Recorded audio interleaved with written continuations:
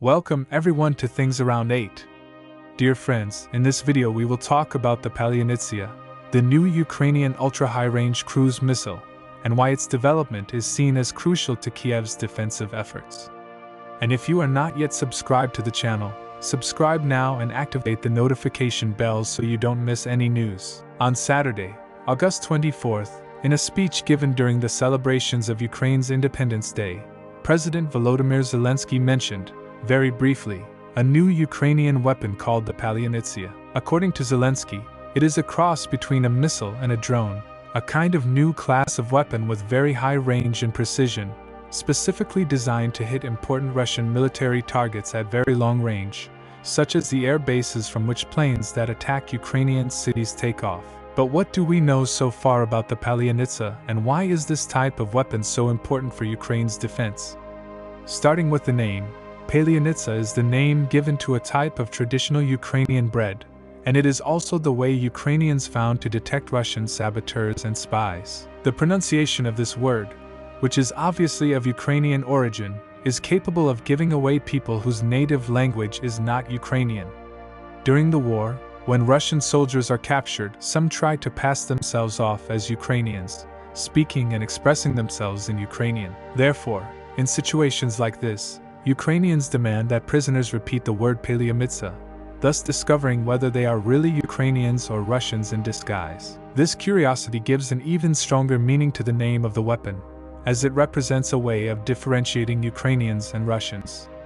Regarding the weapon itself, there is very little information available, since it is obviously a secret weapon. What we know from information provided by Ukraine is that it is a very long-range weapon, putting 24 Russian air bases within range of precision strikes. We also know that its engine is a turbojet, the same type of engine used in fighter jets, and therefore more efficient at high speeds. It is the same type of engine that equips many Russian cruise missiles, such as the Kalibr missile family, unlike, for example, the North American Tomahawk cruise missiles equipped with turbofan engines, the type of engine usually used in commercial aircraft. The advantage of the turbojet is its speed, and although it is noisier, it is more efficient at high and supersonic speeds. Due to Ukraine's extensive experience with turbojet engines, with Ukrainian companies developing and producing this type of engine since Soviet times, this is seen as a simpler and cheaper solution, aiming at mass production of the new missile. Also, according to Ukraine,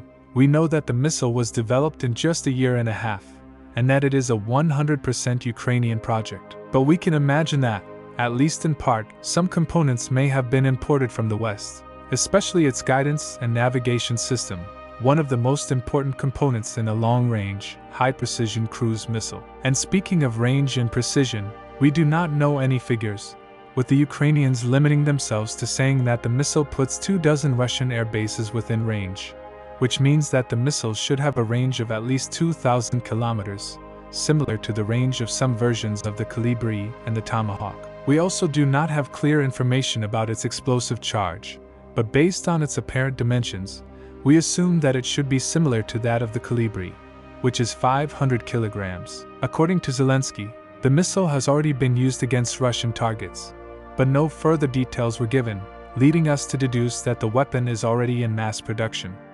But why is Palianitsa so important, even crucial for Ukraine? Today, the greatest threat to Ukraine is posed by Russia's terrifying and very lethal long-range missiles.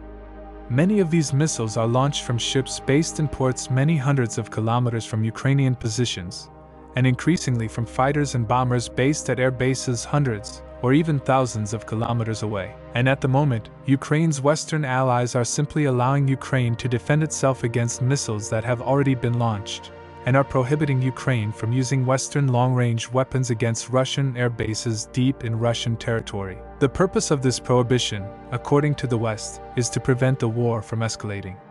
However, by preventing Ukraine from using these weapons to target these locations, the West is only making Russia's job much easier and making the war even more expensive, forcing Ukraine to spend millions of dollars on anti-aircraft missiles for each Russian attack. According to Ukraine, and according to common sense, it is much more efficient to eliminate the archers than to try to intercept the arrows. Therefore, by developing a long-range missile locally, Ukraine is not obliged to ask for permission from the West to attack Russian bases on Russian territory, thus being completely free to hit the places from which the fighters and bombers that daily drop bombs on Ukrainian cities depart. And if you are not yet subscribed to the channel, subscribe now and activate the notification bell so you don't miss any news.